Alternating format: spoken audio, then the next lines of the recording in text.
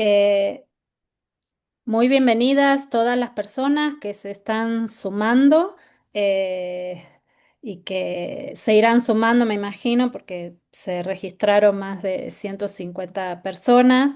Eh, es un honor para mí presentar este espacio, un honor que tengamos la conferencia principal con Ana Huesmes, directora de la División de Asuntos de Género de la CEPAL, y impulsora de justamente los compromisos de Tlatelolco y de esta agenda en pos de la sociedad del cuidado, en la que he participado, ¿no? Eh, También activamente, especialmente en la redacción del documento, en una sección específica. Y también, pues, por supuesto, muy bienvenidas Geraldina Gallús, de la Secretaría de Relaciones Exteriores del Gobierno de México, Lourdes Velázquez, joven pero muy activa investigadora del Colegio de México, en proceso allí en el Colegio de México, Teresa Inchaustegui de la UNAM y Ana Carreño Rodríguez de nuestra colectiva de la novena. Sin más, daría la palabra a Balbina Hernández, quien está co-coordinando Colaboratoria para la Gobernanza Feminista. Va a estar moderando y ha organizado esta mesa.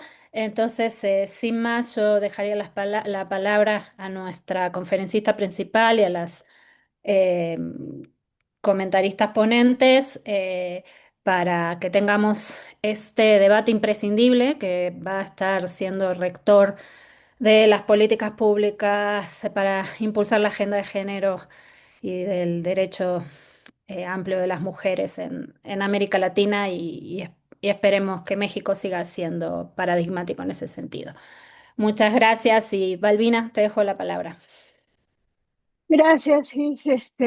Buenos días a todas, buenos días a todos. Reciban un saludo de las integrantes de Colaboratoria para la Gobernanza Feminista y, por supuesto, agradecerles su presencia en este webinar. Me presento, soy Balbina Hernández y, como ya dijo Gisela, seré la moderadora del evento.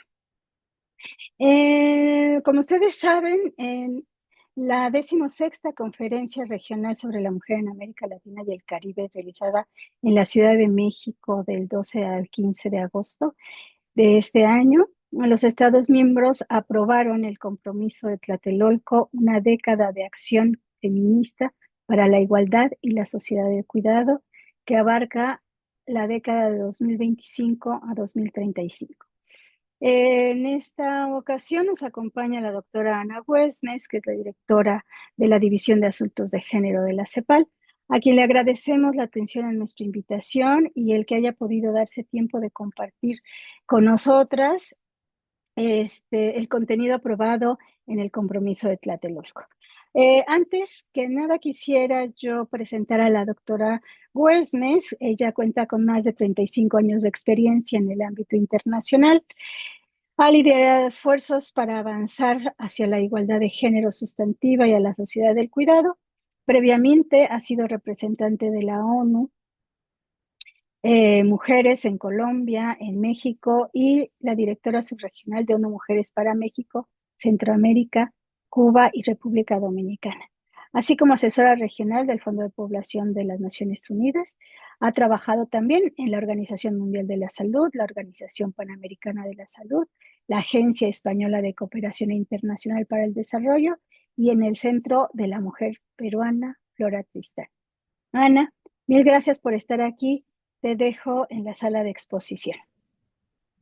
Bueno, muy buenos días. Muchísimas gracias, Gisela, Balbina, Colaboratoria para la Gobernanza Feminista, por la invitación. Es un gusto estar con ustedes, con Lourdes, con Ana, con Tere y Geraldine como panelistas y con todas ustedes, y decirles que os vamos a hacer una presentación que hemos preparado desde la División de Asuntos de Género, y además pues es primera vez que la presentamos, así que estamos como muy contentas de ello, y voy a pasarla a pantalla completa.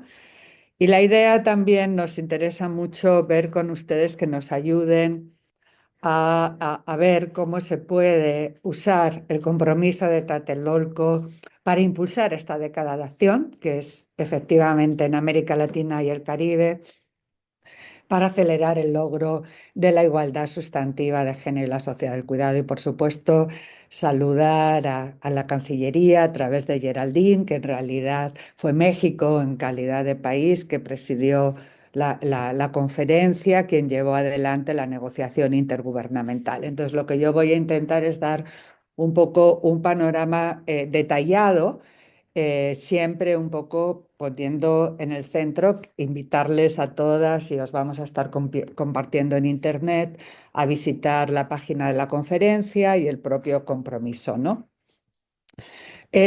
¿Cómo llegamos a Tlatelolco, ¿no? Primero, con esta idea de que a pesar de la igualdad formal que la región de alguna manera avanzó en las últimas décadas, hay todavía mucho por hacer hacia la igualdad sustantiva, y con este paradigma que es de la sociedad del cuidado como una transformación indispensable para lograr un desarrollo más productivo, inclusivo y sostenible. En un contexto de crisis multidimensional que se expresa también en una crisis del cuidado, envejecimiento de la población, los efectos del cambio climático y todavía una insuficiencia crónica de servicios, infraestructuras y personas en el marco del trabajo decente para cuidar. Persisten los nudos de desigualdad y en los últimos años, desde el compromiso de Buenos Aires, fundamentalmente, la región avanzó en la idea de plantear el cuidado como un derecho humano. De hecho, la conferencia ocurrió días después de que la Corte Interamericana de Derechos Humanos hiciera este reconocimiento, pero también llevamos a foros globales la idea de que es un bien público global y que, por lo tanto, obliga a los estados a generar condiciones transnacionales, nacionales y locales. Plantea el paradigma de la sociedad del cuidado, y aquí respondo a una de las primeras preguntas de colaboratoria. ¿Es una utopía? Pues sí, pero es un paradigma. ¿Qué significa la diferencia? Que un paradigma es una manera de ver el mundo hoy, para un futuro común y un futuro mejor, pero sobre todo es una manera de plantear y de manera real y factible, y de hecho ya se están haciendo cosas en muchos países, poner en el centro lo que de verdad importa. Entonces, el planteamiento que llevó la CEPAL a Buenos Aires y que luego fue acogido por los Estados miembros es la sociedad del cuidado como un paradigma para mirar el desarrollo, pero en Tlatelolco avanza incluso más porque plantea la idea de un paradigma para la paz y un paradigma para la igualdad. Entonces, propone en el centro la sostenibilidad de las vidas, el cuidado de las personas y del planeta, y avanza con la idea de garantizar el derecho al cuidado, ¿no? Ahí aquí. Los nudos estructurales de la desigualdad de género siempre lo planteamos porque es parte también de un aporte de la conferencia basada en 4 nudos, y aquí ustedes tienen las estadísticas, por ejemplo, en desigualdad socioeconómica, la feminización de la pobreza, 121 mujeres por cada 100 hombres en situación de pobreza, o una participación laboral que ha quedado bastante estancada en torno a la mitad de las mujeres en comparación con casi el 75% de los hombres, y la principal razón para que las mujeres jóvenes y para que las mujeres en general no estén participando en el mercado laboral tiene que ver con los cuidados. Entonces, aquí los nudos también los reflejamos en interrelación, ¿no? Los patrones patriarcales, discriminatorios y violentos, expresados en las cifras de feminicidio, al menos 3.897 mujeres en el año 2023, el doloroso matrimonio de niñas, el matrimonio infantil con 1 de cada 5 niñas. Una región que avanza hacia la paridad, y bueno, México con avances importantes en este sentido, pero todavía con mucho por hacer, sobre todo en el ámbito local y en los puestos directivos, y el foco de esta conferencia que tuvo mucho más foco en la división sexual del trabajo y la injusta organización social del cuidado. Un sector de la economía poco visible, casi el una quinta parte del Producto Interno Bruto en la región, un sector de empleo de mujeres todavía en mucha precariedad en muchos casos y una división sexual del trabajo, que es algo que también hemos planteado sistemáticamente. Y también llevamos mucha argumentación, como decía Gisela, en el documento de posición sobre esta idea de la crisis de los cuidados que nombramos con mucha más fuerza en esta conferencia, señalando que se proyectan necesidades crecientes de cuidado de personas mayores y no hemos resuelto el cuidado infantil en la región. Este es el avance conceptual. Yo creo que algo muy importante de estas conferencias y del aporte de la CEPAL en el diálogo intergubernamental es que hemos ido planteando ideas, conceptos y, como digo, en esta conferencia se agregó la idea del bien público, ¿no? ¿Qué es la conferencia? Para las personas que se suman por primera vez a esta conversación, es el principal foro intergubernamental de la ONU sobre derechos de las mujeres desde el año 1977. Lo organiza la CEPAL, que es la secretaría de la conferencia, y las últimas 3 conferencias lo hemos hecho en coordinación con ONU Mujeres, que tiene el mandato global en materia de la Comisión del Estatus Jurídico y Social de la Mujer. Los estados aprueban una agenda regional de género que es progresiva, es decir, el acuerdo de Tlatelolco, el compromiso de Tlatelolco se suma a esta agenda de carácter progresivo, profundo e integral, que sirve para guiar las políticas públicas y a la vez sirve para poder analizar la situación regional y subregional y presentar recomendaciones, ¿no? Aquí en este cuadro el equipo les quiere mostrar cómo estos compromisos han ido generando estos aportes fundamentales para las políticas de igualdad, por ejemplo, la autonomía de las mujeres desde el año 2007, la conceptualización de los nudos estructurales de la desigualdad, la sociedad del cuidado y ahora ya la idea de una década de acción, haciéndolo guiño también al 75, que fue el decenio de las mujeres, ¿no? Que fue en la primera conferencia. Y esto ha ido dialogando también con otros mecanismos normativos, como la Convención de Belén do Pará o la CEDAW, que está en rojo en esta lámina, pero también con una agenda global, a la cual la región ha contribuido muchísimo, tanto la Agenda de Financiación al Desarrollo, la última realizada en Sevilla, o la propia Agenda 2030 y, desde luego, la Declaración y Plataforma de Acción de Beijing. Por eso la conferencia fue muy especial, primero porque tuvo un carácter de hito, a 50 años de la primera conferencia, a 30 años de la aprobación de la Declaración y Plataforma de Acción de Beijing, a 25 años de la Resolución 1325 en materia de mujeres, paz y seguridad, y es primera vez que es recibida por una mujer presidenta.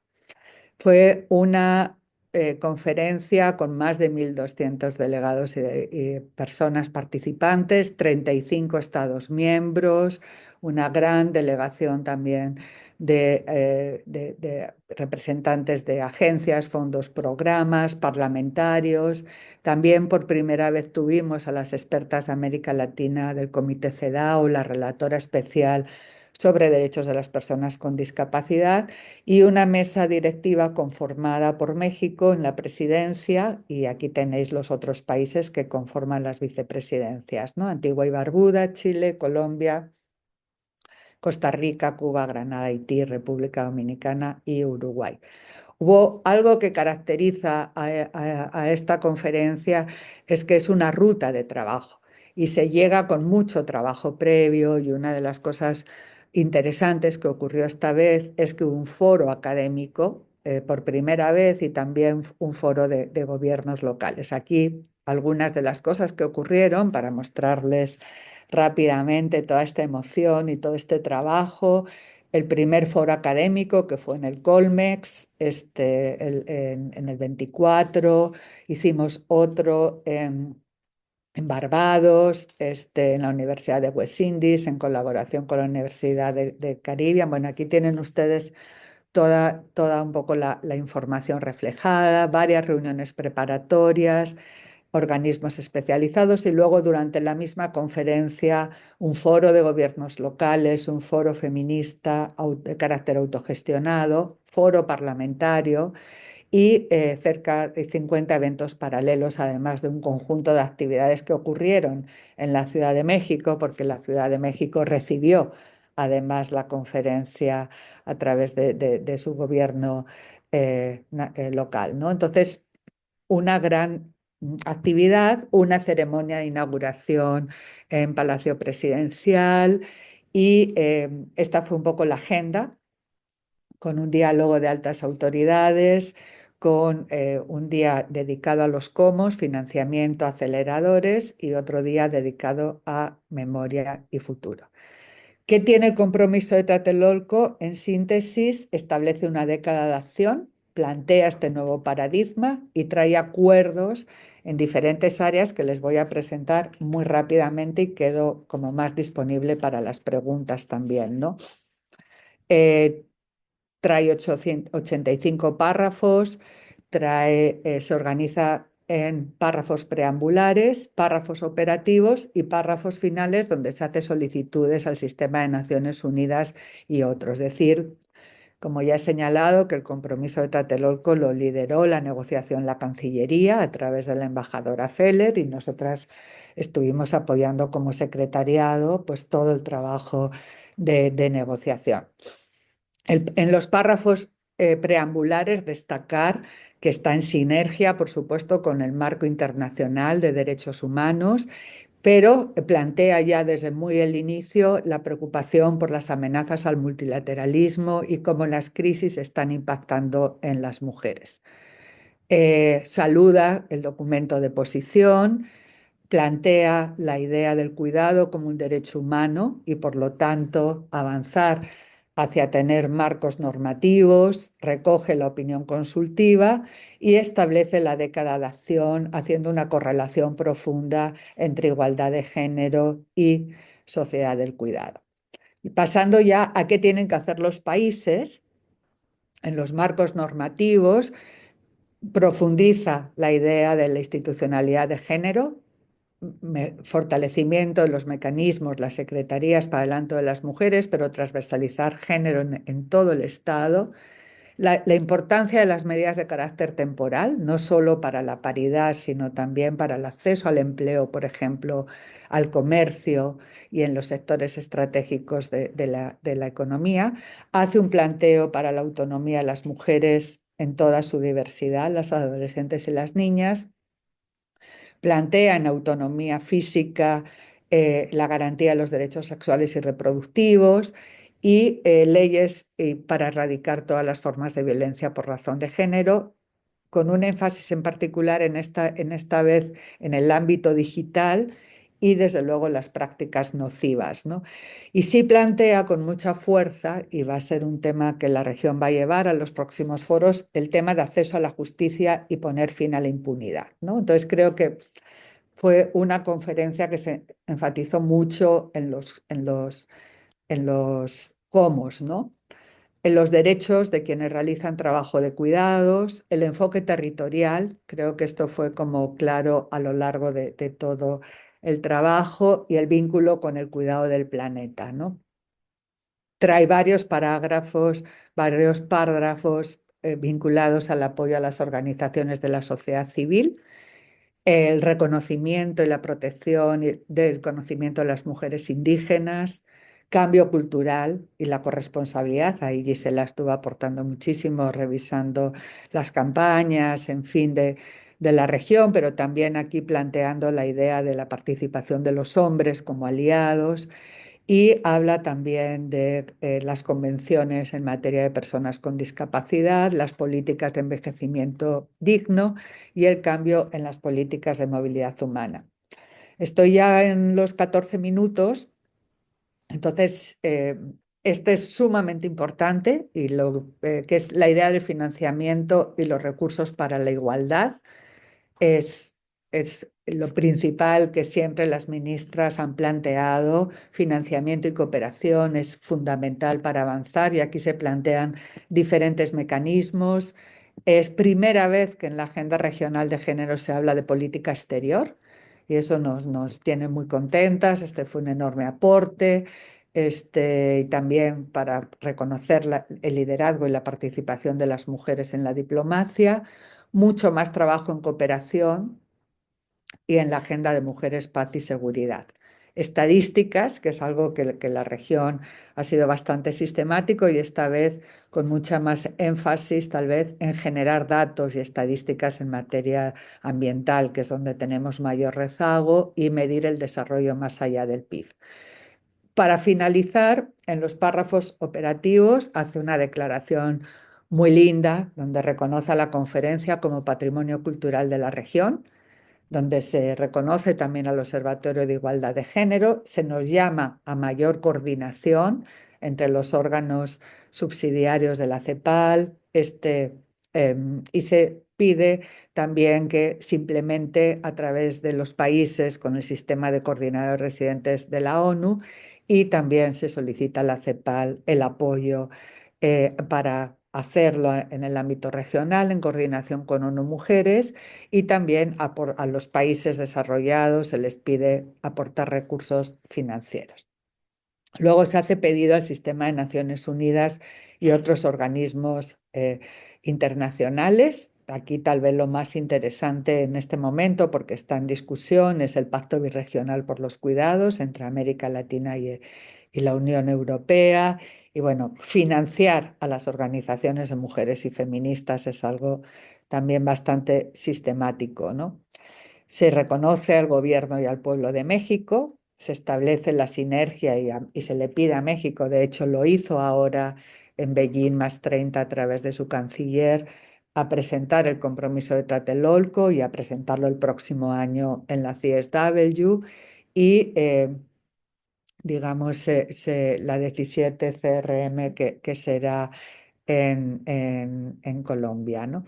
Las reflexiones finales, entonces, es impulsar la sociedad del cuidado, hay que hablar de los cómo, el diálogo social, la acción multiactor, y ahí un poco también me interesa mucho el diálogo con colaboratoria y cómo podemos involucrar mucho más a las redes, a las investigaciones, a las personas jóvenes, en esta acción que no solo es urgente, sino también es ineludible. Aquí tienen ustedes las publicaciones que presentamos y la biblioguía en la Agenda Regional de Género, donde a través de buscadores de palabras pues pueden buscar qué dice la Agenda Regional de Género sobre cada uno de los temas de conversación, ¿no? Además, presentamos un documento sobre derecho al cuidado con ONU Mujeres y con la OIT y otro sobre políticas en materia territorial al que también se sumó el PNUD. Entonces, bueno, muchísimas gracias, Balbina, y quedamos aquí atentas para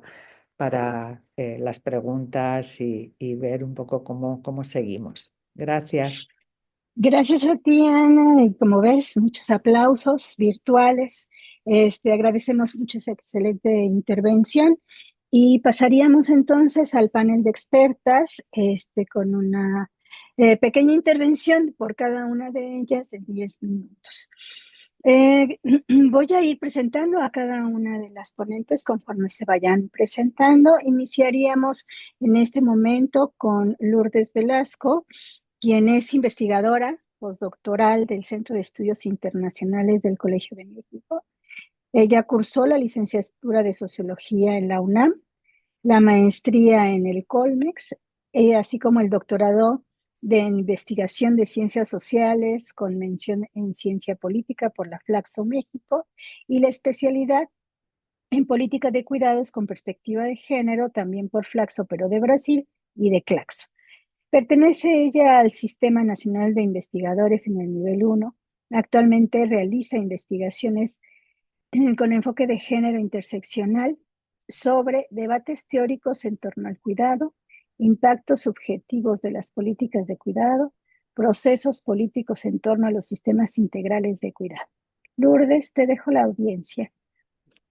Muchas gracias, Balbina. Gracias a Colaboratoria por esta invitación, que me honra muchísimo estar en un foro tan importante. Déjenme poner mi cronómetro para no pasarme. Listo. Bien, bueno, yo quisiera, desde mi experiencia como investigadora, compartir algunas reflexiones en torno a este importante compromiso de Tlatelolco. Y voy a desarrollar mis ideas en tres momentos. Primero, me gustaría hablar del compromiso como un elemento central para avanzar hacia un modelo de gobernanza multinivel. En segundo lugar, quisiera resaltar los temas que han quedado invisibilizados en el compromiso y que es importante incluir y discutir también para hacer avanzar esta agenda política feminista latinoamericana. Y finalmente, dado que soy parte de la comunidad académica, creo que es importante que también desde ahí nos posicionemos y tomemos los elementos que nos puedan dar para una agenda académica que permite impulsar la igualdad sustantiva de género y la sociedad del cuidado. Muy bien, con respecto al primer punto, considero que el compromiso de Tlatelolco es un gran avance en relación con todos los compromisos y consensos previos que se habían logrado en las conferencias regionales de la mujer que anteceden, especialmente porque hace una apelación a múltiples actores que no siempre se habían posicionado como corresponsables en esta agenda. Y considero que en este modelo de gobernanza multinivel, los estados tienen un papel protagónico para coordinar a su interior a los gobiernos subnacionales, las familias, las comunidades y la sociedad civil, pero también los mercados y las empresas en una distribución más corresponsable del trabajo de cuidados, pero también en el impulso de responsabilidades, regulaciones para lograr la igualdad sustantiva. Y también el compromiso de Tlatelolco creo que posiciona a la Conferencia Regional de las Mujeres como un espacio en el que es posible articular la cooperación internacional de diferentes agencias de desarrollo, diferentes estados del norte y el sur global, para que cooperen en términos financieros, pero también de apoyo técnico en el avance de esta agenda política. Entonces, me parece que es un compromiso sumamente relevante porque, como bien decía quien me antecedió, Ana, que nos empieza a dar los cómos para avanzar en esta agenda central para nuestra región. Los temas principales que aborda los he dividido en cinco. En principio, cómo fortalecer estados benefactores desde una perspectiva de género interseccional, y lo menciono bajo esta interpretación porque creo que da mucho énfasis a la importancia de los servicios públicos y las políticas sociales con perspectiva de género interseccional. Creo que eso es muy importante a contracorriente de estas políticas que se limitan a transferir montos económicos, transferencias monetarias, ¿no? En segundo lugar, también hay elementos clave hacia cómo construir sociedades del cuidado a partir, con especial énfasis en sistemas integrales de cuidado, interseccionales, interculturales. En tercer lugar, se habla de políticas fiscales progresivas y de cooperación internacional financiera, lo cual también son elementos clave porque, claro, sin los presupuestos y recursos suficientes no es posible hacer avanzar estas agendas. En cuarto lugar, se aborda la cooperación internacional para fortalecer y dar seguimiento a la agenda feminista, la necesidad de alianzas entre los diferentes continentes, de apoyos técnicos, pero también de foros como el que se abrió en la Conferencia Regional de las Mujeres, donde ha sido posible el encuentro de la academia de toda la región, parlamentarios de toda la región o incluso de gobiernos locales de todo el subcontinente. Y en quinto lugar, sistemas de información e investigación social para avanzar en la agenda feminista también son un elemento clave. Sin información, sin evidencia empírica que nos permita dar seguimiento a cada uno de los países e informarnos de la problemática, pues no va a ser posible generar, diseñar e implementar las mejores políticas posibles.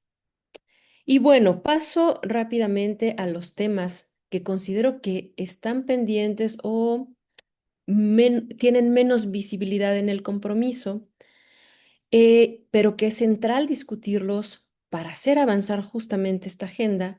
El primero de ellos es asumir una noción de género antiesencialista que posibilite una alianza entre mujeres cis, mujeres trans y otras identidades no dominantes.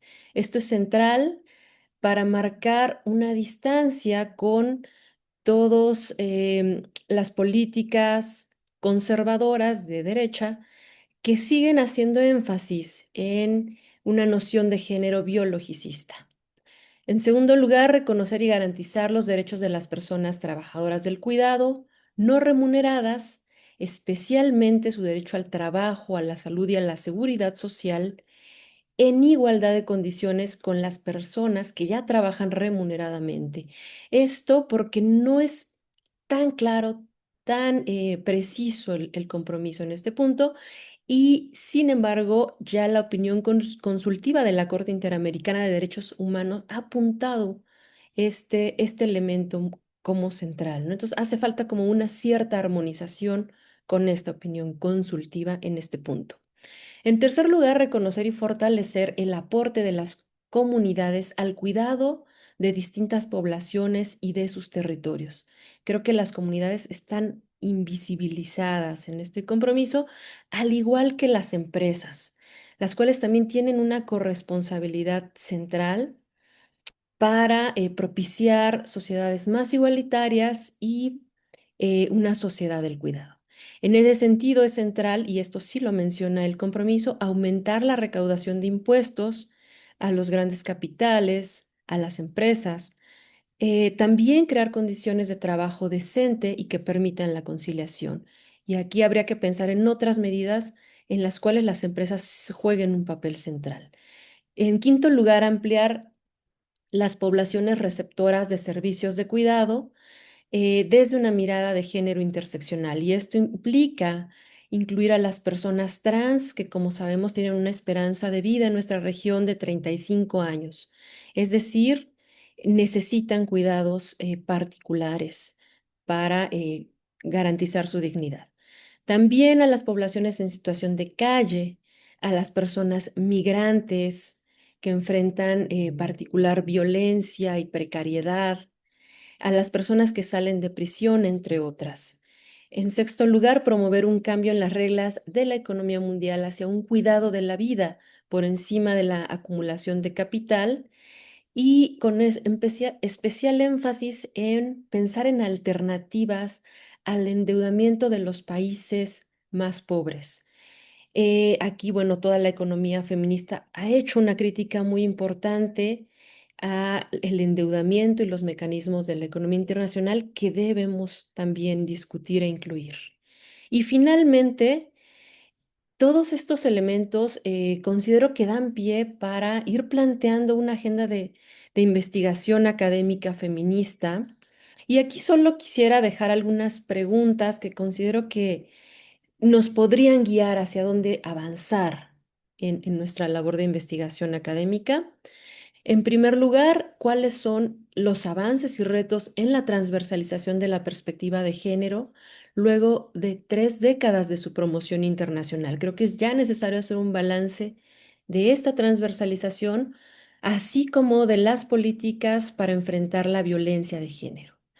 En segundo lugar, ¿cuáles son las arquitecturas institucionales y modelos de atención en materia de servicios de cuidado que más favorecen la autonomía de las mujeres y de las poblaciones que requieren cuidados? En tercer lugar, ¿qué arreglos y modelos de gobernanza favorecen sistemas integrales de cuidado con pertenencia territorial? Cuarto lugar, ¿qué políticas fiscales son más efectivas para promover el máximo financiamiento a las políticas para la igualdad de género y de cuidados? Número 5, ¿qué políticas permiten fortalecer y reconocer el trabajo de cuidados comunitarios y reconocerle derechos? 6, ¿qué mecanismos internacionales y nacionales favorecen que las reglas económicas prioricen el cuidado de la vida por sobre la acumulación del capital? Y finalmente, ¿qué indicadores permiten medir el avance en la construcción de sociedades del cuidado? Lo dejaré hasta aquí y muchas gracias por su atención. Lourdes, a ti, gracias. Muy interesante estas 7 tareas que nos hace pensar o en guiar la acción en el área académica para profundizar sobre esto.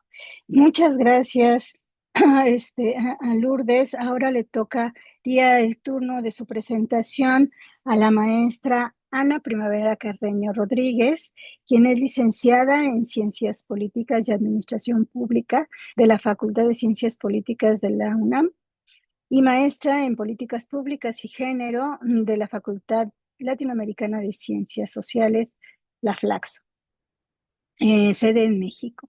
Durante los últimos 6 años, Ana ha enfocado su trabajo en el desarrollo de proyectos con perspectiva de género en el ámbito sindical. Su labor se ha centrado en temas como la promoción de la participación femenina en las directivas sindicales, el derecho a la lactancia materna en la industria aeronáutica, la prevención y atención de la violencia laboral en los centros de trabajo y organizaciones sindicales. Ana nos dará la posibilidad de ver cómo lo ven desde el territorio y desde las mujeres trabajadoras estos planteamientos. Ana, te dejo el micrófono.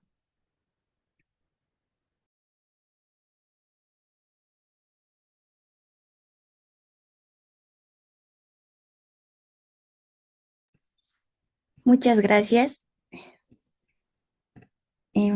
Nada más, permíteme volver a presentar. Pues antes que nada, quiero agradecer mucho este espacio para nosotros desde el ámbito sindical. Es muy importante poder participar en esta conversación, ¿no? También quiero dar un especial agradecimiento a la doctora Huesmes, que atendió nuestra atenta invitación para escribir un escrito en nuestro primer boletín de la novena.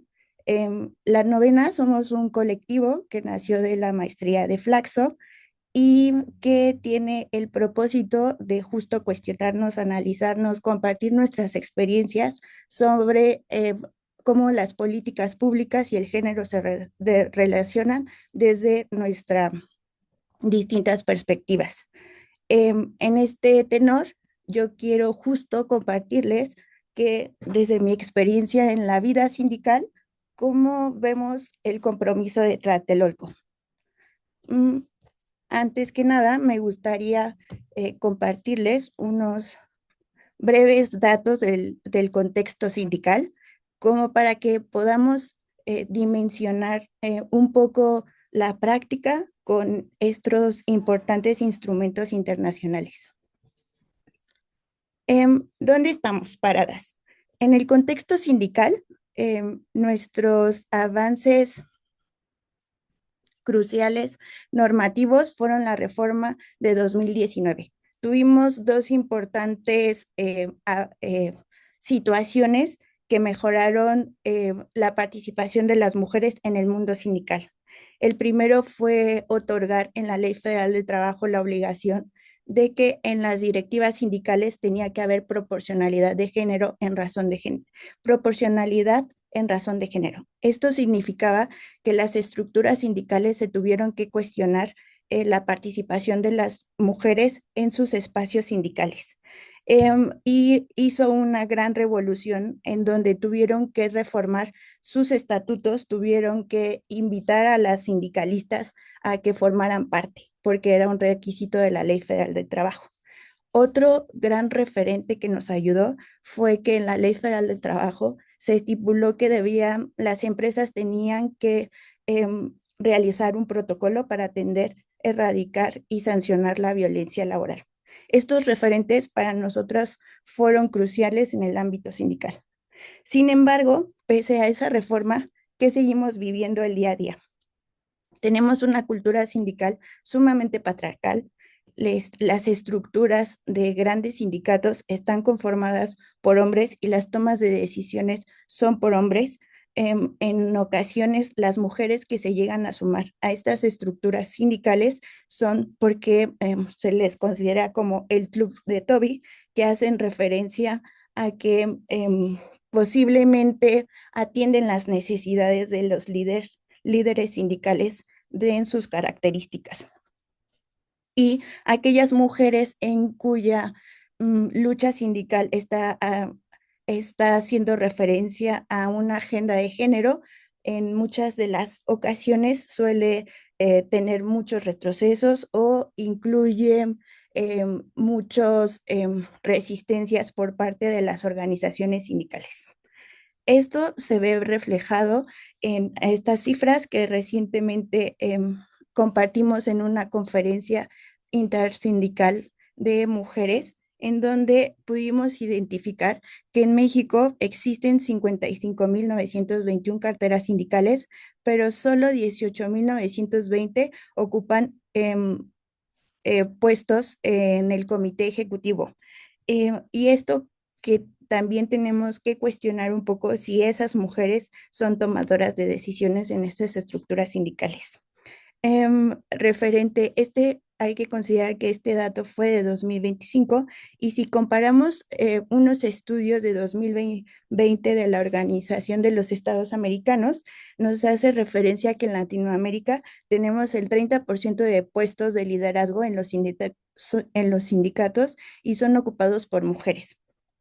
Aquí también hubo un dato muy interesante que nos hace cuestionar sobre la participación sindical de las mujeres, y es que hemos visto igual que con la reforma de 2019 hubo un incremento de afiliadas. Sin embargo, esto no está significando que exista un incremento de liderazgos de mujeres sindicalistas. Esto quiere decir que en el ámbito sindical están encontrando las vías para seguir relegando a las mujeres en las tomas de decisiones. Otro tema que tenemos muy bien ubicado es que precisamente las responsabilidades familiares son unas grandes barreras para el desarrollo tanto interno de manera sindical como en los centros de trabajo. Y eso sindicalmente lo tenemos muy bien ubicado. Otro tema es la violencia laboral. La violencia laboral lo estamos viendo justo en los centros de trabajo y al interior del sindicato. Creo que estos parámetros sintetizan un poco dónde estamos parados en el ámbito sindical. Entonces, es la violencia laboral y la difícil el difícil acceso de las mujeres a puestos de liderazgo, así como el trabajo de responsabilidades familiares. ¿Qué vimos con los aportes del compromiso de Tlatelolco? Vimos que sindicalmente nosotras estamos claramente representadas. Creo que para nosotras sí hay una coincidencia con lo que plasmaron en el compromiso de Tlatelolco. Incluso yo justo como del documento analicé como estos 3 elementos que a mi parecer durante mis 7 años que he estado en la vida sindical sintetizan el trabajo, ¿no? Los marcos normativos para integrar políticas de cuidado integrales.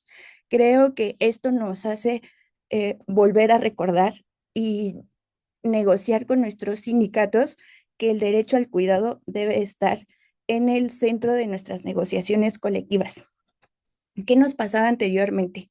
A veces, cuando negociábamos en tema de cuidados, teníamos que hacer como muchas referencias o justificar por muchos medios de la Organización Internacional de Trabajo, distintas fuentes, pero no había como una fuente actual que a ellos les hiciera resonar que teníamos que poner en el centro de nuestras negociaciones colectivas el tema de cuidados. Ahora con el compromiso de Tlatelolco, para nosotras es como un alivio político para llegar con nuestros sindicatos y decir, estas son las bases para instaurar el derecho al cuidado en las negociaciones colectivas. La erradicación de la violencia. La erradicación de la violencia, nosotros tuvimos un boom con el convenio 190 en el ámbito sindical. Para las sindicalistas fue como una esperanza a cambiar significativamente las condiciones laborales de nuestras trabajadoras, considerando que existen fuentes en donde los centros de trabajo generan como mucha violencia laboral, ¿no? En este sentido, el compromiso al volverlo a abordar nos hace también tener un impulso de seguir colaborando con legisladoras y haciendo referencia a que no debemos de olvidar que debemos de reconceptualizar nuestra ley federal del trabajo, ya que actualmente tenemos definiciones que no están coincidiendo para ni prevenir, ni para atender, ni erradicar la violencia laboral. Entonces, justo el compromiso de Tlatelolco vuelve a ser como un impulso para nosotros. El tema de la participación de la sociedad civil también a mí se me hace como muy interesante porque nos centra, nos hace como un llamado, hay que acercarnos a las organizaciones internacionales, hay que replantearnos cómo nos acercamos a los gobiernos, cómo trabajamos en conjunto. En cierto sentido, los sindicatos, al tener ya unas estructuras muy construidas, ayuda a poder colaborar. O sea, nosotros un poco justo hablaban de los cómo, nosotros sabemos los cómo, sin embargo, nuestra un poco debilidad es convencer a nuestras estructuras sindicales que esto no es un tema exclusivamente de mujeres, ¿no? Que es justo un tema de corresponsabilidad, que es justo una agenda, que es justo un avance. Y para nosotros esto es la clave del compromiso de Tlatelolco. Aclarando interrogantes, justo Colaboratoria planteaba esto de la sociedad del cuidado es una utopía o es una agenda que desplaza la igualdad. Sindicalmente hablando, para nosotros para nosotras es un respiro político, es un argumento para seguir tocando puertas sindicales y bajar como en un sustento más actual hacia dónde debemos de caminar. Nosotras, cuando abordábamos el tema de violencia laboral, era muy difícil poder como explicarlo a nuestras estructuras patriarcales. Había como nos cuesta un poco de trabajo justo explicarles este tipo de conceptos, ¿no?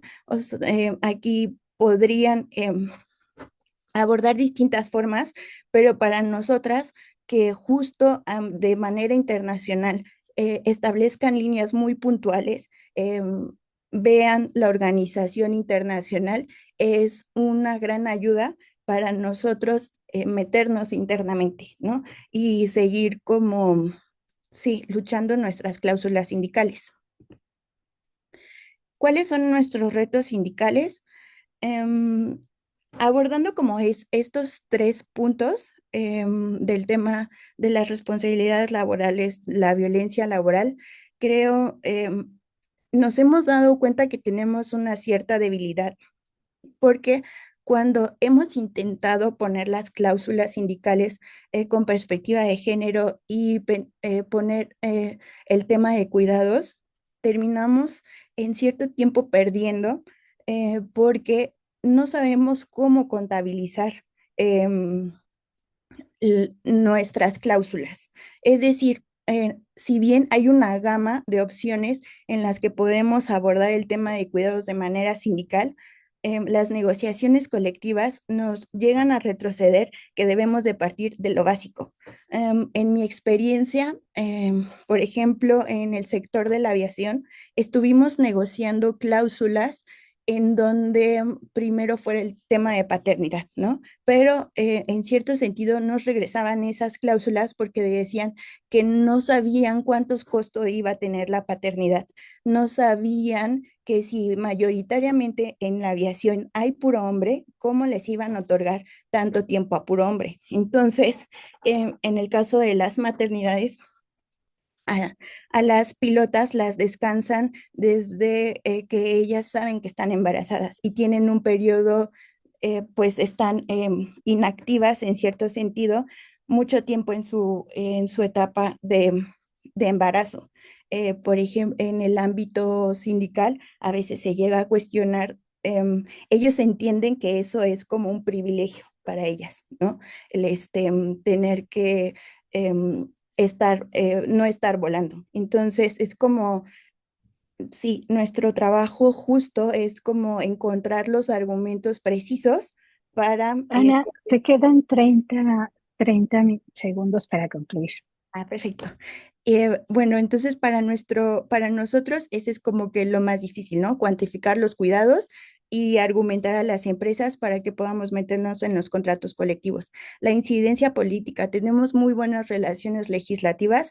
Creo que debemos dejar todos nuestros egocentrismos sindicales de todas las redes de mujeres sindicalistas y definir muy bien. Creo que definir la violencia laboral es un trabajo muy arduo que debemos de hacer y creo que también funcionaría establecer como requisito el tema del derecho a cuidado en los contratos colectivos y eso creo que es una tarea muy interesante de las mujeres sindicalistas. La violencia laboral, el convenio 190 nos trajo muchos desagrados, muchas tristezas y entonces creo que debemos de trabajar justo en saber qué vías sí nos van a atender, qué vías están bien estructuradas para atender, porque sacrificamos muchos trabajos, revictimizamos a muchas mujeres trabajadoras y necesitamos dejar bien el plano.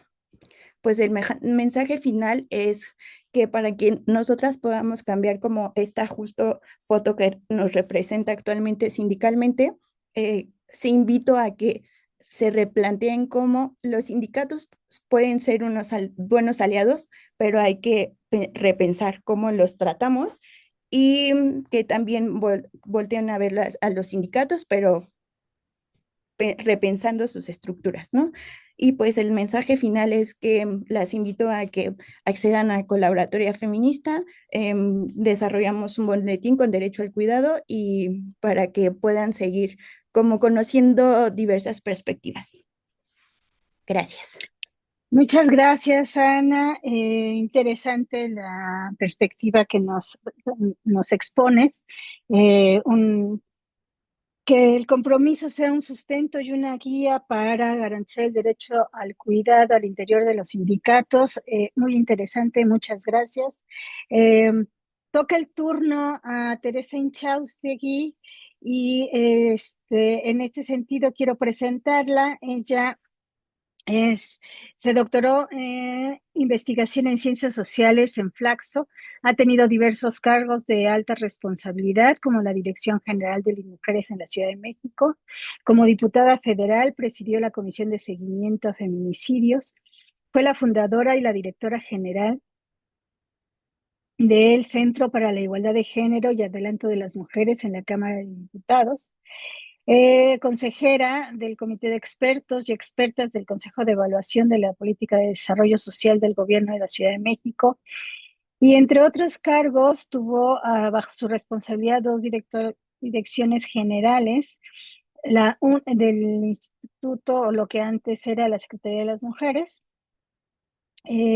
Actualmente es experta en el gobierno mexicano por Mexevi, Simi la OEA y vicepresidenta del Comité de Expertas en Violencia de Género. Cuenta con una amplia carrera en el ámbito académico. Ella es profesora investigadora de tiempo completo en el posgrado de Universidad y Ciencias Sociales de la UACM y tiene aproximadamente, entre más o menos, 30 publicaciones en diferentes libros y revistas.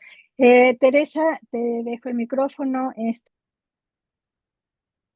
Muchas gracias, Balbina. Gracias por el espacio a Colaboratoria, al Colmex, a la UNAM, a la Novena, y también a CEPAL por estar pues abriendo esta importante oportunidad para reflexionar en torno a la propuesta de cuidado. Yo me di a la tarea de generar ahí algunas ideas en torno a la cuestión del cuidado. Es decir, me parece que hay una serie de aspectos contextuales, coyunturales, estructurales y también de orientación política que es importante tomar en cuenta para estas discusiones, para enriquecer estas discusiones, y ese es el sentido de mi participación. Bueno, en primer lugar, pues reconocer que la demanda de cuidado ha cobrado una gran centralidad en la agenda de la igualdad, fundamentalmente esta agenda del feminismo y la igualdad, que es como el enfoque prevaleciente en los organismos internacionales y regionales. Y aquí hay como una evaluación de que el tema de la igualdad entre hombres y mujeres es algo que se ve como muy lentamente, se quiere acelerar este proceso. Hay cálculos de que necesitamos aproximadamente como 150 años conservadoramente, si al paso que vamos logramos la igualdad. Entonces, aumentar la participación de las mujeres en el mercado de trabajo, también como una alternativa al agotamiento del bono demográfico que tuvimos entre los 70s y los 90s. Entonces, se considera que las mujeres por ejemplo, en la región latinoamericana, han incrementado sensiblemente su capital cultural, educativo, y entonces es un bono que se está desperdiciando. Y entonces es importante incrementar la participación en el mercado de trabajo. Es importante también para reducir la incidencia del techo de cristal en el acceso a los cargos altos, también en el tema de reducir el peso de factores que hacen que las mujeres permanezcan en un mismo puesto, también como para ganar autonomía económica y paliar la pobreza de los hogares. Entonces, se considera pues que sobre todo las mujeres pobres son las que más tiempo invierten en el trabajo doméstico. Al menos en la Ciudad de México, un estudio diagnóstico de Evalúa DF efectivamente dio ese factor. Entonces, sacar a las mujeres ese hándicap que es la sobrecarga de cuidado, pues se considera que es un elemento central para alcanzar la igualdad económica, política entre mujeres y hombres. Entonces, y luego que parece que es una agenda además políticamente correcta, es decir, es oportuna en el contexto de las resistencias patriarcalistas crecientes que se están instalando en gobiernos conservadores e incluso hasta en los supuestamente progresistas. A veces vemos que gobiernos progresistas, en lugar de ir para adelante, van para atrás. Entonces, la agenda de cuidado es una agenda mucho más neutral políticamente hablando, es más aceptable, y entonces es también, en ese sentido, se considera también como una buena oportunidad. También se enmarca, pero hay una serie de aspectos que no son tan favorecedores, como por ejemplo que a nivel global se enmarca al final del ciclo del reconocimiento, diríamos, este ciclo que Nancy Fraser lo identifica muy bien en esta disyuntiva entre redistribución y reconocimiento, que fue impulsado por el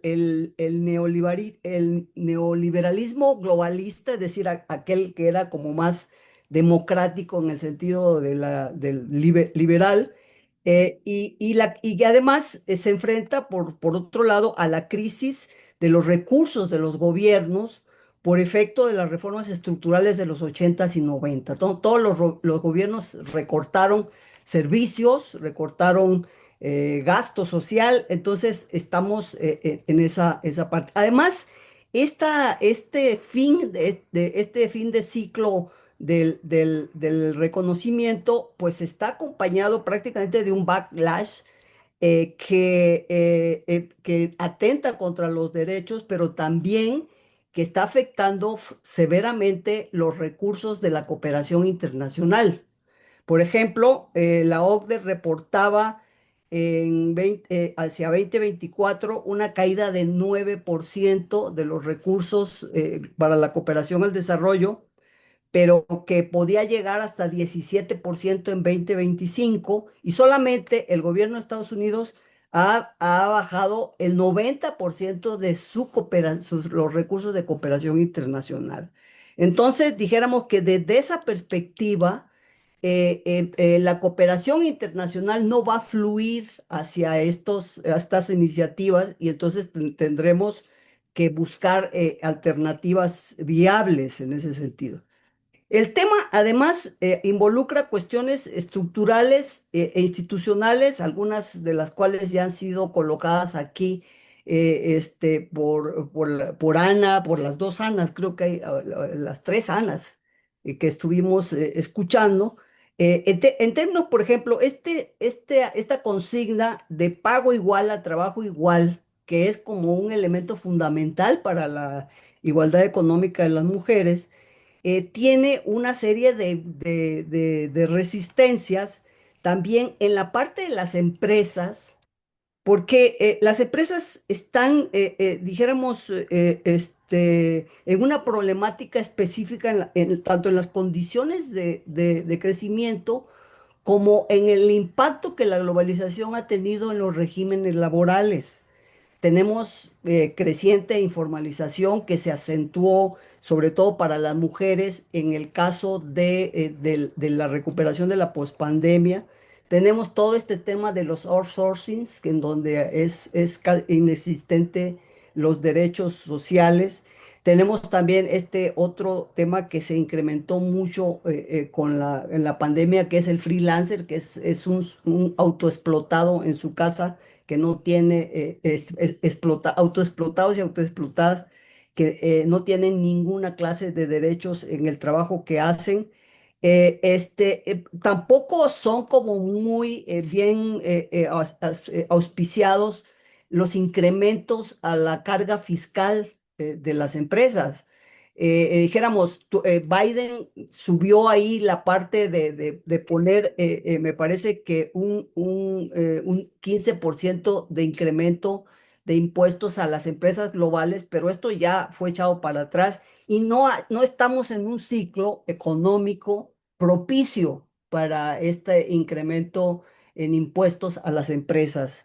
Entonces hay un problema tanto por parte de los recursos que disponen los estados como de los que podrían extraer fiscalmente, ¿no? En ese sentido, hay una cuestión. Hay otro tema que a mí también me quisiera comentar, porque normalmente se piensa o hay la idea de que ofreciendo estos servicios las mujeres van a tener más oportunidad de empleo. El tema es que el mercado de trabajo femenino no se comporta igual que el mercado de trabajo masculino, que prácticamente podemos establecer una relación directa con el crecimiento económico.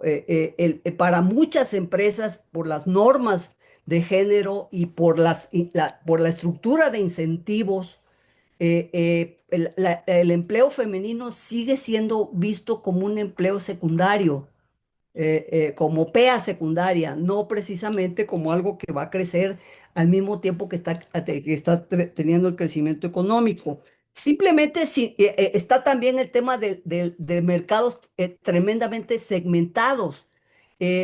No hay muchos estudios sobre cómo se ha cambiado la segmentación del mercado de trabajo en los últimos años, pero algunos de los poquitos que hay señalan, por ejemplo, que al menos en la Ciudad de México, que es para donde tenemos los datos en el caso de México, de los 70s a la primera década del siglo XXI, que es en donde está ubicado este estudio, la segmentación del mercado de trabajo se había reducido apenas en un 10%, mientras el crecimiento del empleo femenino había crecido 35% en la tasa de participación, ¿no? Entonces, sigue habiendo mucha segmentación y entonces esto hace que haya que hacer cálculos efectivos de cuánto va a crecer el mercado para hacer real esta cuestión de que ofreciendo servicios de cuidado, las mujeres van a poder trabajar y ser más competitivas. Hay también una parte que quisiera tocar, que es el tema de justamente de la propuesta de la sociedad del cuidado, ¿no? Estoy yo absolutamente de acuerdo que es una utopía, ¿verdad? Pero dijéramos, en el marco de estas restricciones, hay también que tomar en cuenta las distintas posturas que hay en el feminismo respecto al papel, al lugar que va. Creo que para el feminismo liberal el tema de la institucionalización del cuidado, de que participe también el mercado de trabajo y de que de alguna manera se redistribuya la carga entre servicios mercantilizados para ciertos sectores, servicios públicos para otros, etcétera, es una decisión, ¿no? Porque el tema es quién es el sujeto que está detrás de la propuesta feminista en torno al cuidado. El feminismo liberal va hacia esa parte que tiene varios riesgos. Tiene, por ejemplo, el riesgo de la institucionalización de la educación y del cuidado, y de alguna manera aquí estamos en el riesgo de la baja calidad de los servicios, ¿verdad? Si las niñas, los niños van a ser cuidados en escuelas de tiempo completo por personal de los servicios públicos de educación, salud o qué sé yo, cómo se arme el paquete, ¿cómo vamos a garantizar la calidad, la calidez? Y evitar efectos no deseados para el cuidado, como es que no haya abuso, que no haya maltrato o que haya un desarrollo emocional adecuado de las nuevas generaciones que van a crecer en el 80% de su tiempo sin el contacto de los padres, ¿no?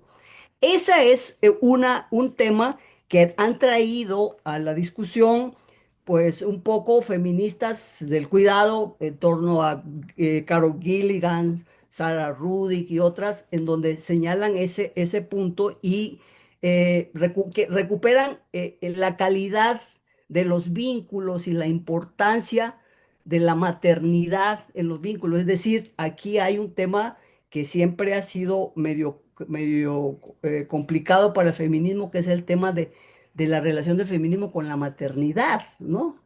Que siempre, o sea, sobre todo el feminismo en la segunda ola fue enfático en aplazarla, en considerarla casi un destino de esclavitud, ¿no? En algunas formulaciones como lo de la Firestone y otras, etcétera. Pero entonces también está esta otra propuesta que también es interesante y que ofrece una alternativa justamente para los países como los nuestros que no tenemos mucho dinero, muchos recursos, que son las propuestas de colectivización del trabajo doméstico, que tampoco son una novedad en el feminismo. El feminismo maternalista de finales del siglo XIX tuvo muchas propuestas de estas, de las cuales, por ejemplo, Dolores Hayden recupera en ese famoso libro de la Revolución Doméstica, en donde tenemos lavanderías colectivas, cocinas colectivas, comedores colectivas, y está también esta propuesta muy potente, muy buena de organizaciones feministas como Punt Six de Barcelona sobre el tema de la ciudad feminista, el cambio de la arquitectura de las viviendas, de las comunidades, para organizar colectivamente el cuidado, y bueno, darle calidad, calidez y que la comunidad sea el actor, el sujeto, el feminismo comunitario ahí, que es también un asunto de hombres y de mujeres, ¿no? Aquí también hay un tema que yo creo que no es menor, yo siempre lo pongo sobre la mesa porque a veces se nos olvida. Y Carol Pateman lo ha subrayado desde hace tiempo, el contrato matrimonial. Hemos hecho una serie de cambios y de propuestas, pero ese contratito no lo tocamos, porque como ya no nos leen la cartilla esa de Melchor Ocampo, ya creo que estamos liberadas de eso. Pero esa letra chiquita sigue estando, sobre todo a la hora de que vienen los conflictos familiares, con el tema de la pensión alimentaria y todo ese tipo de cosas. Una política de Tere, cuidado tiene que Tere, cambiar, más si termino. cerramos en un minuto, por favor. Sí, se Gracias. tiene que tomar en cuenta todos esos factores, plantear una reforma al contrato matrimonial que establezca efectivamente la equidad muy, muy bien, o sea, y que además se descentralice, o sea, ¿cómo se dice? O sea, salga del ámbito de la jurisprudencia el conflicto por las pensiones alimentarias. Esa es también una externalidad del sistema de cuidados y de la idea de cuidado. Si vamos a seguir peleando años las pensiones alimentarias, estamos afectando directamente el cuidado infantil y eso tiene que ser una medida administrativa donde no se tengan que pelear porque ahí se están llevando los derechos de niñas y niños. Bueno, yo pues dejo problemas, temas que hay que reflexionar y que son, desde mi perspectiva, inaplazables para construir esta idea de sociedades de cuidado desde donde se pueda construir, porque yo creo que hay otros supuestos que no están dados en este momento. Gracias. Muchas gracias, Tere. Interesante el meterse hasta la cocina sobre estas nuevas relaciones familiares que se deben de establecer, que es un parte del documento en alternativas diferentes de cómo establecer justamente las relaciones desde otra perspectiva para las relaciones de cuidado. Muchas gracias, Tere. Le toca el turno a la maestra Geraldine Gachús. Ella es licenciada en Relaciones Internacionales por la Facultad de Ciencias Políticas de la UNAM. Es también egresada de maestría en Género y Políticas Públicas de Flaxo y desde 2016 trabaja en el Departamento de Asuntos Internacionales de la Mujer. Actualmente en agosto, Geraldine fue parte del equipo de la Secretaría de Relaciones Exteriores que organizó la 16ª Conferencia Regional de la Mujer en México y fue parte del equipo negociador del compromiso de Tlatelolco. Geraldine, te escuchamos, tienes 10 minutos para poder cerrar. Te dejo el micrófono. Muchas gracias, Balbina, y gracias a ti y a la doctora Sarenbeck por la invitación a la Secretaría de Relaciones Exteriores a este espacio importantísimo, del cual yo ya llevo casi mi cuaderno terminado de todas las aportaciones de las colegas que me antecedieron. Las saludo con muchísimo gusto también a Ana Huesmes, que hace tiempo que no nos veíamos, Ana. A Lourdes, a Ana Carreño y a la doctora, por supuesto, Teresa Inchaustegui, y por supuesto a todas las personitas que están aquí, que veo muchas caras conocidas. Muchas gracias. Yo siempre a veces es difícil ser la que finaliza, pero trataré justo de enfocarme específicamente al tema de política exterior y cómo fue como todo el proceso de la conferencia y del compromiso. Y en términos generales, ¿cuál es mi apreciación? Por supuesto, desde la Cancillería, la apreciación del compromiso de Tlatelolco que es uno de los documentos más significativos en materia de cuidados. Ya Ana lo ponía justo en la línea del tiempo y la evolución específicamente en la Conferencia Regional de la Mujer, la evolución que tenemos hasta ahorita, donde ya se tiene reconocido a los cuidados como un derecho y que se tiene reconocido también a la Corte Interamericana de Derechos Humanos y a la opinión consultiva que también emanó en meses pasados, es muy significativo. Y además, porque justo creo que Ana ya lo mencionaba, pero emana de un espacio que para las relaciones multilaterales al menos es un faro de luz. La doctora Inchaustegui no me dejará mentir. Hay muchos espacios que están muy con dinamita pura en la política exterior, ¿no? Tenemos, por un lado, a Naciones Unidas, que ahorita ya está en una crisis de presupuesto y que, por supuesto, allá hay unos riesgos también para los temas de igualdad de género, porque en las reformas que se están hablando sobre el tema de Naciones Unidas, hay posibles funciones de mandatos fundamentales para los derechos de las mujeres, como lo es ONU Mujeres y el Fondo de Población de Naciones Unidas. Al mismo tiempo, la OEA también es un espacio que también tiene mucha dinamita y en el cual nos cuesta mucho trabajo posicionar temas muy avanzados como lo son los cuidados, pero temas tan simples como es el concepto mismo de igualdad de género, ¿no? Entonces, de ahí la conferencia regional y lo que emanó en México en agosto pasado es muy significativo para nosotras.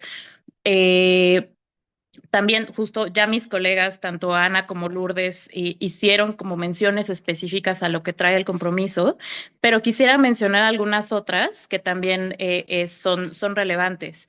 Primero, la conferencia regional ya no va a ser llamada conferencia de la mujer, sino de las mujeres.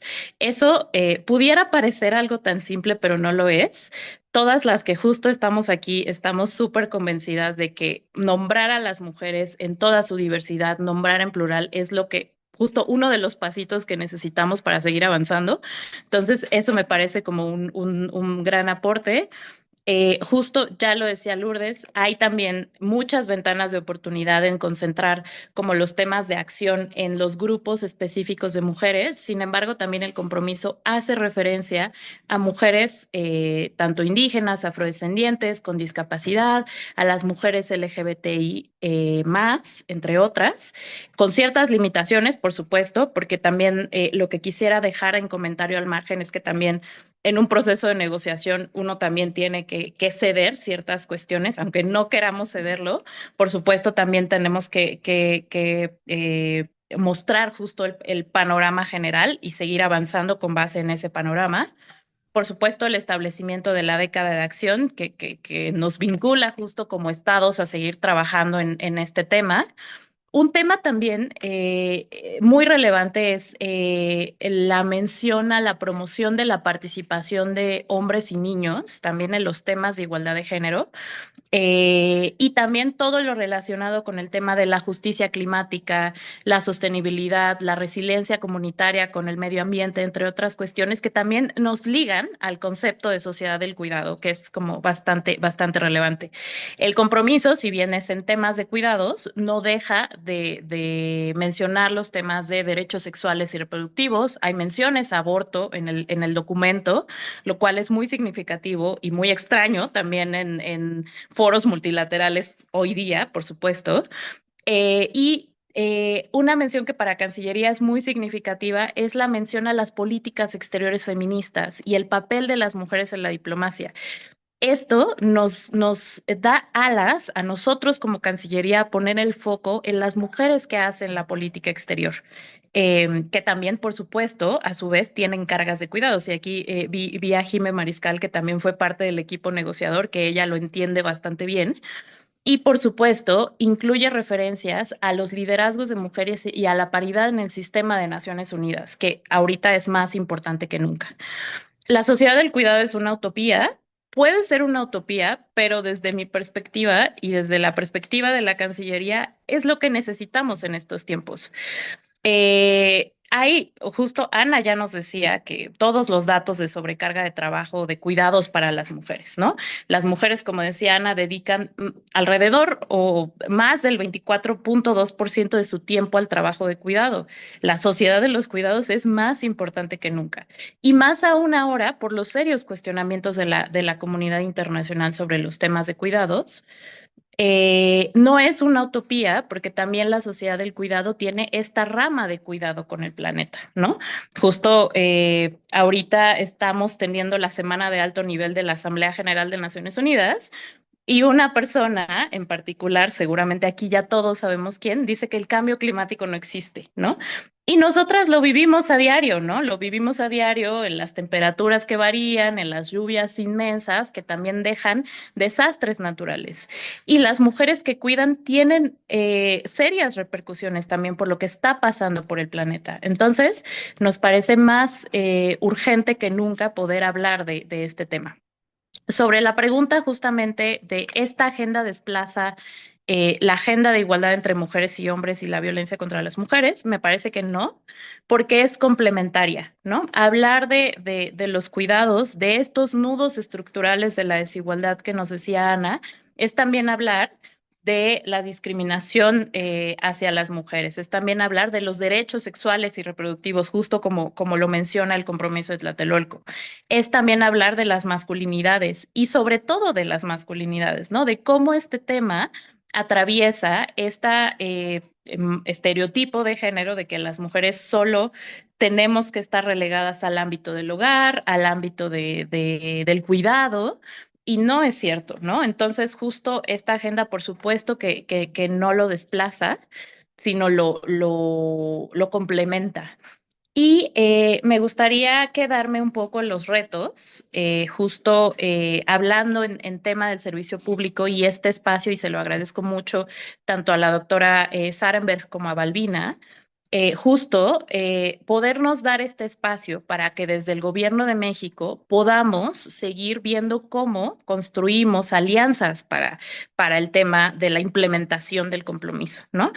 Algo que a mí, y esto es por supuesto una opinión muy personal, me conflictúa un poco en mi trabajo, es que muchas veces lo que hacemos desde política exterior se queda ahí, ¿no? Como en el aire, y que solo son negociaciones internacionales. ¿Y cómo lo haces bajar, no? Eso es justo lo que queremos. ¿Cómo esto que es tan utópico, que es una sociedad del cuidado, que es literalmente nos pusimos a volar los sueños con lo que queremos, cómo lo hacemos bajar a los municipios, hablando de México, a los estados, a los municipios, que justo aquí, pues por supuesto, México es un estado federal y tiene múltiples realidades, múltiples gobiernos al interior, ¿no? De diversos partidos. Entonces, ¿cómo hacemos en conjunto, por supuesto, con iniciativas como ustedes, cómo lo hacemos realidad, ¿no? Por supuesto, ahorita el Gobierno de México y en particular la Secretaría de las Mujeres está trabajando en el Sistema Nacional y Progresivo de Cuidados, que también tiene un enfoque local y lo anunciaron en particular las colegas de la Secretaría en Ciudad Juárez y con el tema de las maquiladoras. Sin embargo, el compromiso de Tlatelolco también nos da una guía de política pública en cómo poder complementar ese plan de gobierno que por supuesto tenemos. Me gustó mucho cómo Ana Carreño decía que para los sindicatos este es un respiro político. Esto justo nos da esperanza que la política exterior sirve para algo, justo, y para poder fortalecerles a ustedes. Y también me parece que justo la implementación del compromiso de Tlatelolco tiene en los párrafos preambulares menciones a obligaciones, a documentos que son obligaciones para el Estado, ¿no? Entendiéndose la Convención para la Eliminación sobre todas las formas de discriminación contra la mujer. El compromiso de Tlatelolco es una guía política y se puede complementar justo con la Convención CEDAW, que es una obligación del Estado, ¿no? Entonces, me parece que también la implementación se tiene que llevar de la mano justo con estos compromisos a los cuales el Estado, porque lo ratificó y porque justo acabamos de sustentar el 10º informe ante el Comité CEDAW, tenemos justo estas herramientas para poder hacerlo realidad. Tenemos también retos, por supuesto, en la agenda internacional, justo ahorita los acabamos de mencionar, pero justo este tipo de cuestiones, como el compromiso de Tlatelolco, un documento tan concreto que se centra en los cómo, es un faro de luz también para la Cancillería en cómo poder construir lenguajes en otros espacios. Ya tenemos ciertos avances, la opinión consultiva es un avance, tenemos también avances en la Asamblea General. En el 2023, por supuesto, se negoció un documento y se adoptó un documento en el cual se establece el Día Internacional de los Cuidados a partir de 2023. Eso es parte de lo que hizo México como política exterior. También en el Consejo de Derechos Humanos de Naciones Unidas, que es un órgano especializado de la organización, en el cual también negociamos una resolución de cuidados con un enfoque de derechos humanos, que a mí me parece que eso es a donde tenemos que apuntar, a verlo como un derecho, como ya lo dijo la Corte. En la Comisión de Desarrollo Social de Naciones Unidas también hay una resolución que promovimos, pero justo este tipo de documentos están en constante asedio, en constante, digamos, peligro, ¿no? Porque justo hay países allá afuera que por supuesto es parte de la diversidad de opiniones, de culturas y de abordajes, pero justo el compromiso nos compromete justo a poder seguir reforzando todos esos aros de política exterior que nosotros tenemos y que por supuesto también verlo para adentro, ¿no? O sea, México tiene una política exterior feminista, ya hablando de la parte de política exterior y también, por supuesto, en materia de los retos, eso nos compromete a seguir fortaleciendo las condiciones para las mujeres que hacen la diplomacia, ¿no? Yo lo dejaría ahí, por supuesto, para justo poder intercambiar un poco. Muchas gracias. Gracias a ti, Geraldine. Este espacio siempre apresurado, hemos logrado tener una reflexión, un intercambio de análisis que nos deja reflexivas. Pero antes de concluir, quisiera darle la palabra a la doctora Güemes para que nos dé su interpretación, su análisis sobre estas intervenciones. Ana, te dejo el micrófono. No, bueno, primero que nada, otra vez felicitar a este espacio y esta oportunidad de tener esta conversación. Y parto un poco de juntar dos cosas que se han dicho. Una que señalaba Ana Carreño. Yo también sentí la conferencia y el aporte de la conferencia como un enorme respiro político. Yo creo que en este mundo tan polarizado, con tanto backlash, como señalaba Terinchaustegui, con tanta misoginia, racismo, discriminación, el hecho de que hayamos generado esta energía desde diferentes estados, desde diferentes espacios, desde diferentes opiniones, para llegar a una conferencia, lograr un acuerdo intergubernamental, pero que está respaldado por movimientos, está respaldado por sindicalistas, está respaldado por parlamentos, ¿no? Entonces creo que eso le da una energía enorme y qué bueno que lo sientamos como un instrumento válido. Y ahí el reto, y yo comparto con Geraldine una angustia vital. Yo todas las mañanas pienso si lo que hacemos sirve para algo. O sea, tanto esfuerzo y miro al equipo que está aquí, Nicole, Diana, Daniela, Fanny conmigo en esta conversación, Jennifer desde México, tanto esfuerzo de nuestros equipos, de nuestros tal, para lograr cómo llega a la implementación, ¿no? A la implementación real, ¿no? Miro hacia atrás a los, digamos, casi 50 años de la conferencia y sí le encuentro muchos sentidos. O sea, se instaló el concepto de autonomía, se instaló la idea de los nudos, veo las estadísticas y veo avances, ¿no? En general, ya 8 países tienen leyes en la región, entonces, pero la idea es darle el sentido de urgencia. Por eso la década de acción busca esto. Entonces, respiro político, podemos hacer consensos, vamos hacia políticas de Estado, pero vamos hacia un profundo cambio en nuestra sociedad, ¿no? Y tomo otra cosa de lo que ha dicho Ana, cómo cambiamos la foto, ¿no? Yo creo que la transversalización de género no es suficiente. Hay que hacer medidas de acción afirmativa, lo hemos visto en paridad, lo hemos visto, Geraldine, en la diplomacia, lo hemos visto en las becas, lo hemos visto en los sistemas de investigación. Si no hay medidas de acción afirmativa, el talento de las mujeres y las barreras que hay que superar son como imposibles. Y yo creo que en las próximas décadas, y viendo nuestros tristes liderazgos globales, va a haber que hablar mucho más de liderazgo transformador. Necesitamos liderazgos transformadores mucho más basados en los colectivos, mucho más basados en las alianzas transnacionales. Yo creo que estos espacios, digamos, mucho más colaborativos, que es un poco el clima que se logró gracias a la enorme hospitalidad de México, crear en la Ciudad de México, que era un clima que convocaba la interacción, que convocaba a la conversación y tal, es algo que tenemos que trabajar. Por un lado, transversalidad, plena participación de las mujeres en todas las áreas, principalmente donde hay rezago, plena participación de los hombres también en el trabajo y en las de cuidados, y un liderazgo mucho más transformador y colectivo. Creo que hay cosas centrales. Yo creo que el haber instalado el derecho al cuidado, que pone la idea de que el cuidado no solamente es de quien lo recibe, sino también en su triple dimensión, de quien lo ofrece, y un poco en esta idea del autocuidado. Creo que no hemos hablado de autocuidado, yo siempre hablo de autocuidado y cómo eso interpela también nuestros patrones de producción y consumo.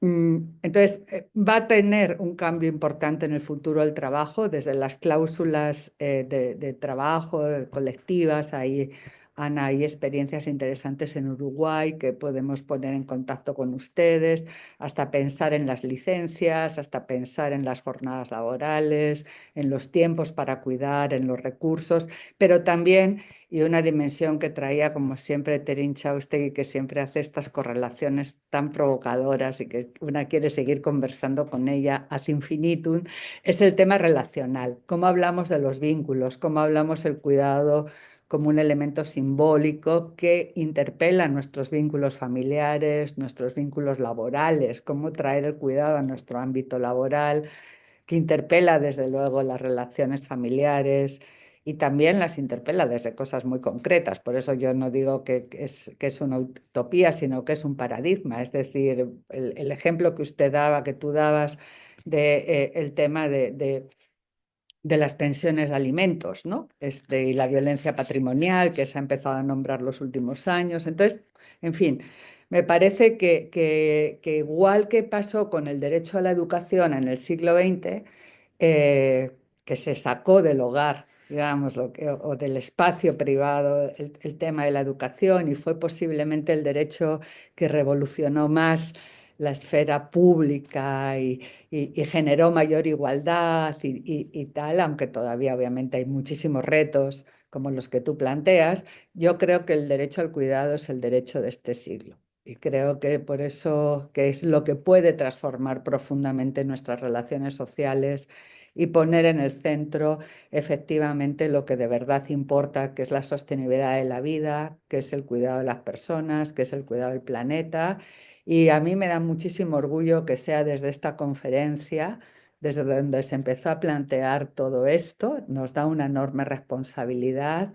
Me da una enorme alegría que los próximos 3 años de la conferencia la presidencia la vaya a tener México. Me da también respiro político, tengo que decir, y que haya una mesa directiva ya conformada, uno de los elementos más emocionantes para mí en la conferencia, lo comentaba con el equipo, fue en el diálogo de altas autoridades, que fueron como 26 países, 24 o 26 países, todos mencionaron este paradigma o esta aproximación como algo en lo que estaban trabajando. Entonces, bueno, ¿cómo hacerlo mejor? ¿Cómo hacerlo más rápido? Desde luego no desde un enfoque liberal, sino desde un enfoque profundamente transformador, profundamente pacifista y que contribuya al desarrollo y a la igualdad. Creo que ese es un poco lo que trata y me gustó mucho estos cierres y estos análisis que habéis hecho, interpretando y consolidando mucho más como también un poco lo que planteaba Lourdes al inicio, de cómo ir también mucho más allá en las preguntas de investigación que nos hacemos también desde la academia, ¿no? Entonces yo creo que ahí cierro. Para mí un paradigma es una teoría, es un modelo, en este caso es un modelo de desarrollo, es un método y algo que avanzamos desde la CEPAL en el documento de posiciones, que no solamente mira la política social, eso lo discutimos mucho también con Gisela, con Balbina, con las colegas de la academia, con la UNAM, hay que mirar toda la política pública, por eso también entró con muchísima fuerza la dimensión ambiental del desarrollo y todos los elementos vinculados a justicia climática y demás.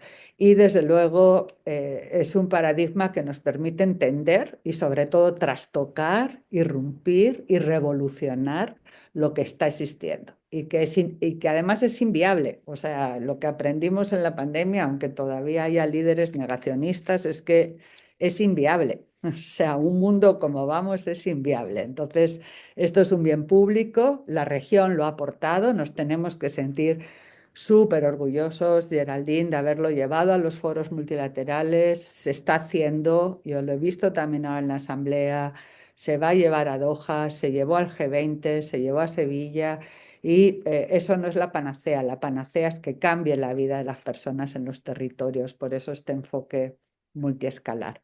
Así que muchísimas gracias y seguimos pensando, seguimos colaborando. La colaboratoria tiene que ser también algo que mueva estas posibilidades que tenemos en la región y bueno, como siempre cuentan con la CEPAL para hacer estos vínculos, estos puentes y estos aportes también en conjunto con los Estados miembros, que yo creo que las poblaciones están mucho más en esta idea del desarrollo. Ahora hay que hacer que ocurra y tenemos ejemplos, ¿no? Tenemos ejemplos, así que ahora queremos Pues, que los ejemplos sean la tendencia. Muchas gracias. bueno, no me queda más que agradecer a cada una de ustedes, a cada una de las ponentes.